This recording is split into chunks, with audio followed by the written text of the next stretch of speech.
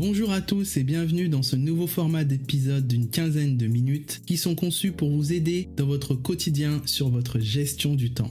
Vous allez y découvrir des concepts, des conseils pratiques et des idées pour devenir des leaders de votre temps et vous permettre d'atteindre vos objectifs de façon plus légère. Je vais diffuser 1 voire 2 épisodes par mois. Bon, je vais me tenir à 1 épisode et si j'arrive à en faire 2, bingo, tant mieux.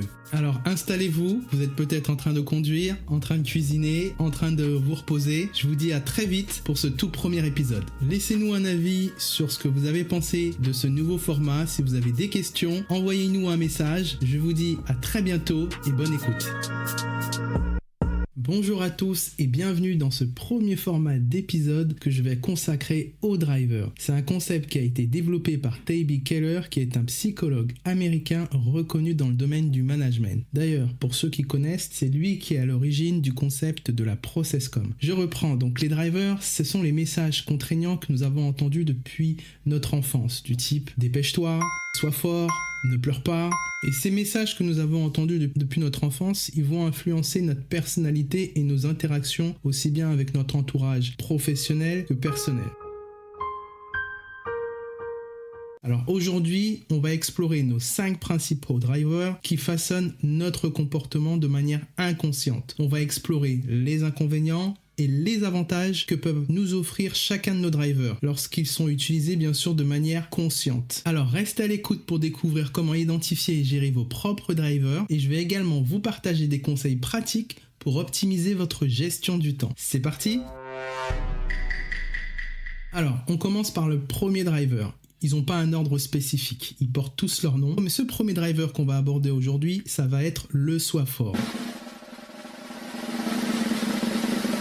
C'est celui ou celle qui dans son discours interne se dira « je n'ai pas besoin des autres » ou bien « je peux tout gérer tout seul, demander de l'aide c'est montrer ses faiblesses » ou alors « je dois être capable de tout faire parfaitement » ou bien le type de message qu'il peut dire encore c'est « je peux pas compter sur les autres pour que le travail soit fait correctement ». Les personnes qui ont ce driver ont rarement appris à montrer leurs sentiments. Elles vont préférer la difficulté de tout affronter seules.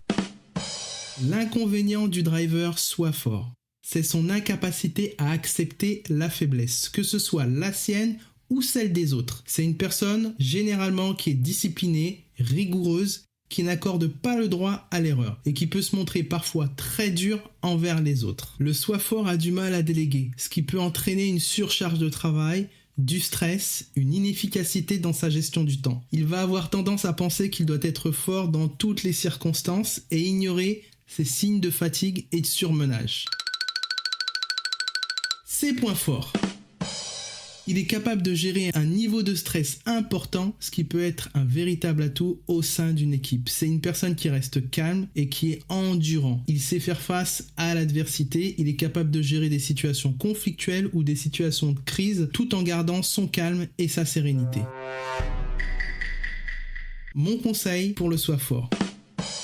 Pour améliorer ta gestion du temps, il est important d'apprendre à reconnaître tes propres limites, à déléguer les tâches lorsque c'est nécessaire et d'accepter l'aide des autres. C'est pas un signe de faiblesse, mais plutôt une stratégie intelligente pour optimiser ton temps et tes ressources. En résumé, développe une attitude plus flexible et apprends à faire confiance aux autres. T'amélioreras ton efficacité, ton bien-être, ton organisation, ce qui pourra t'apporter un meilleur équilibre dans ta vie personnelle et ta vie professionnelle.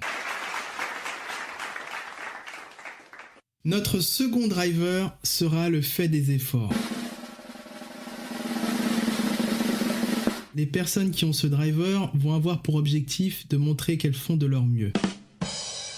Pour ces personnes, c'est difficile de concevoir que les choses peuvent se faire simplement sans se donner du mal. Pour le fait des efforts, il aura souvent tendance à valoriser l'effort pour atteindre ses objectifs, parfois au détriment de l'efficacité et de la qualité. Dans son discours, c'est celui ou celle qui se dira «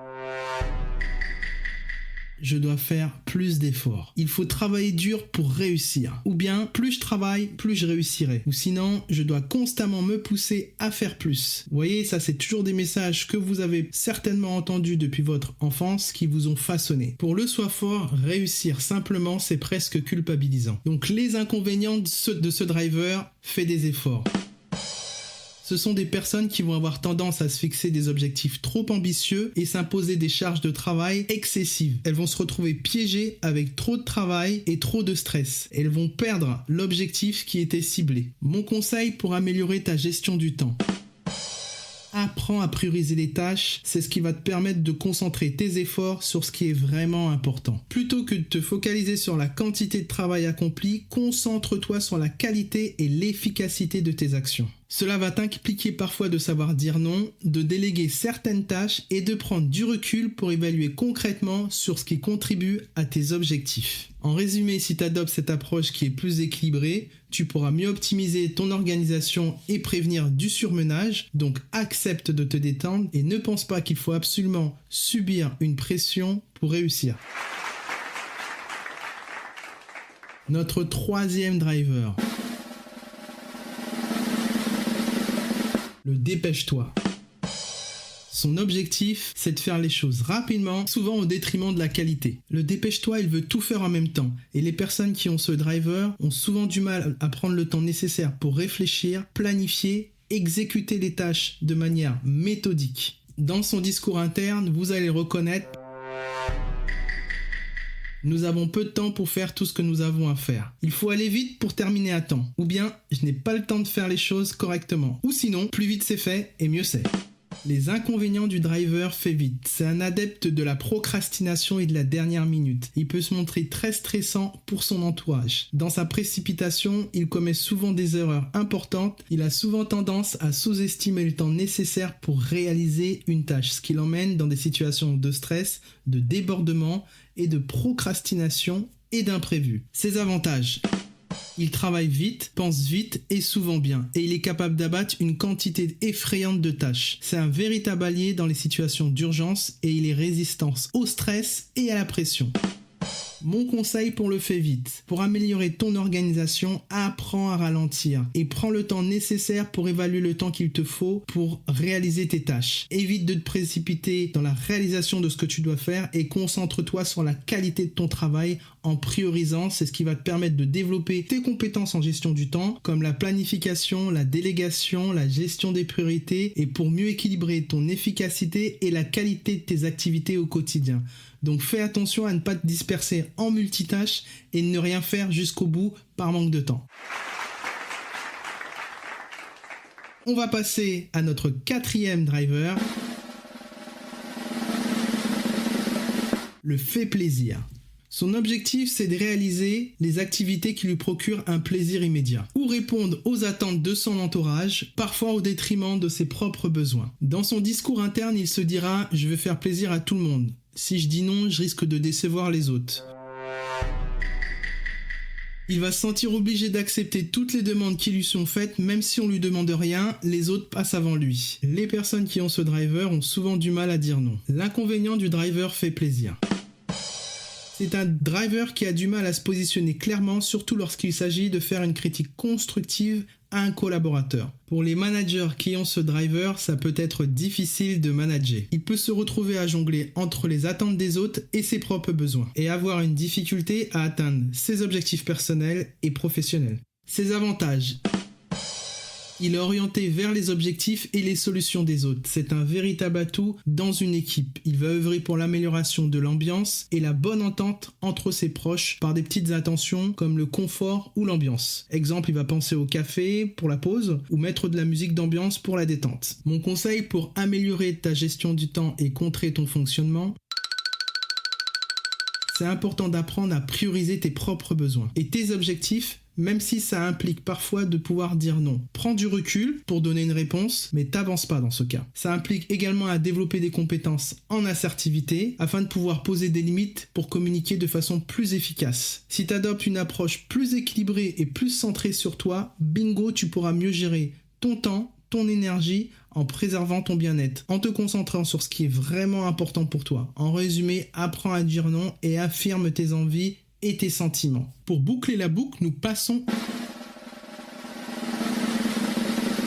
au soi parfait. Pour lui, rien n'est le fruit du hasard. Tout est réglé dans le moindre détail. Le soi parfait, c'est l'impeccable, le sans faute, le nickel, la perfection. Et dans son discours interne, il se dira « Je dois tout faire parfaitement, sinon ce n'est pas valable. Je ne peux pas me permettre de faire des erreurs. Je dois être irréprochable dans tout ce que je fais. Si ce n'est pas parfait, ça ne vaut pas la peine d'être fait. » Une dédicace à Aline du podcast The Bee Boost. Le soi parfait, il va être attentif au regard des autres parce qu'il craint d'être critiqué. Il va constamment rechercher la perfection dans tout ce qu'il entreprend. Les personnes qui suivent ce driver ont souvent des attentes très élevées envers elles-mêmes et elles vont être très exigeantes quant à la qualité et à la précision de leur travail. Les inconvénients du driver soi parfait. Il a tendance à procrastiner ou éviter certaines tâches par peur de ne pas être à la hauteur de ses propres standards qui vont être très élevés. Il va consacrer beaucoup plus de temps que nécessaire à une tâche donnée à cause de sa perfection. Ce qui va entraîner un déséquilibre dans sa gestion du temps et l'empêcher d'atteindre ses objectifs dans les délais impartis. Les avantages du driver soi parfait. Il est orienté solution et objectif et il possède une excellente moralité avec des normes et des valeurs élevées. Il est particulièrement compétent en matière d'organisation, de méthodologie et de procédure. Mon conseil pour améliorer la gestion du temps au soi parfait,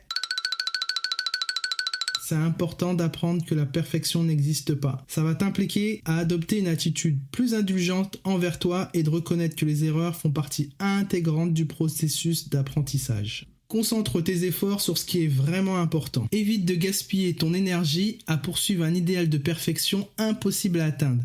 Attention au surmenage, le burn-out, tu risques de t'épuiser à toujours vouloir dépasser la demande. Mon dernier conseil avant de se quitter pour aujourd'hui, pour transformer tes inconvénients en avantages. Prends conscience de ton mode de fonctionnement, le driver qui te guide. Exemple, pour le soi fort. Prends conscience de tes forces et de tes faiblesses, ne les cache pas, affirme-les. Autorise-toi à demander de l'aide, ce n'est pas un acte de faiblesse. On apprend tous les jours. Tout seul, on va plus vite, mais ensemble, on va plus loin. Pour le fait des efforts, garde à l'esprit que la quantité ne garantit pas la qualité. Fais les choses simplement et prends du plaisir dans ce que tu fais. Pour le dépêche-toi, le message à passer à ton cerveau sera de prendre ton temps. Ne te sens pas pressé et apprends à avancer à ton propre rythme. Pour le fait plaisir, le message à te passer sera d'écouter ton intuition. Ce que tu veux, j'ai bien dit ton intuition. Si tu intellectualises, tu n'es plus dans l'intuition. Autorise-toi à te faire confiance. Pour le soi parfait, dis-toi que tu as le droit à l'erreur. Accepte-toi tel que tu es et apprends de tes expériences. Fais-toi confiance aussi.